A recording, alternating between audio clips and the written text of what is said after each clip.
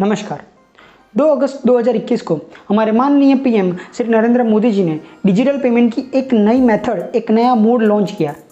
ये method contactless, cashless और person purpose specific है और इस नए डिजिटल पेमेंट मेथड का नाम है ई-रूपी। तो चलिए समझते हैं कि ये ई-रूपी क्या है, कैसे काम करता है और क्यों इसे पर्सन स्पेसिफिक बोला गया है।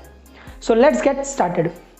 अभी तक क्या होता था कि अगर गवर्नमेंट को किसी भी योजना का लाभ हमारे देशवासियों को पहुंचाना होता था तो वो उनके बैंक अकाउंट में डायरेक्ट बेनिफिट पहुंचा देते थे। मान लीजिए कि गवर्नमेंट को पीएम किसान योजना के तहत हमारे किसान भाइयों को 1000 रुपये पहुँचाने हैं, तो वो क्या करते थे कि डायरेक्ट उनके बैंक अकाउंट में 1000 रुपये डिपॉजिट कर देते थे।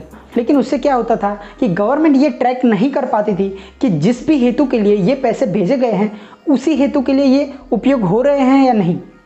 किसान भाई अपने किसी और ज़रूरियत के लिए भी उन पैसों का उपयोग कर सकते थे। लेकिन अब सरकार इस नए माध्यम से डायरेक्ट बैंक अकाउंट में पैसे नहीं भेजेगी, लेकिन जिन भी देशवासियों को ज़रूरत है, जिनको भी लाभ देना है, उन्हें जो भी पैसे की अमाउंट है उनका QR कोड बना के भेज देंगी। अगर आसान शब्दों में कहूँ तो ये वाउचर जैसा होगा। मान लीजिए अगर आपने ऑनलाइन बिल पेमेंट किया और बदले में आपको अमेज़ॉन का वाउचर मिला, तो जाहिर सी बात है आप अमेज़ॉन की साइट पर जाएंगे और वहाँ पर इस वाउचर को रिडीम करेंगे और डिस्काउंट का लाभ लेंगे। लेकिन क्या ये वाउचर फ्लिपकार्ट पर चल सकेगा? बिल्कुल नहीं।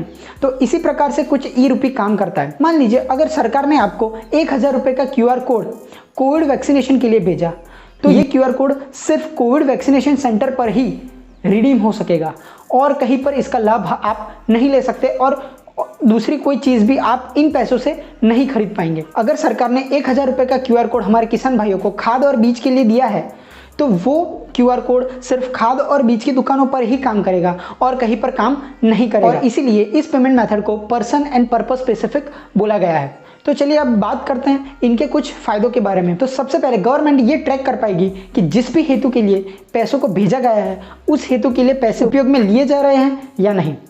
दूसरा, कुछ मामलों में भ्रष्टाचार कम हो पाएगा। तीसरा, जनता को इससे डायरेक्ट बेनिफिट मिल पाएगा। और चौथा, गवर्नमेंट सेक्टर के साथ साथ प्राइवेट सेक्टर को भी इस मेथड का लाभ मिल पाएगा। आशा रखता हूँ दी गई इन्फॉर्मेशन बहुत अच्छी तरीके से आपको समझ में आई होगी। मुलाकात होगी अगले वीडियो में। तब तक स्टे हैप्पी, स्टे हेल्दी। जय हिंद।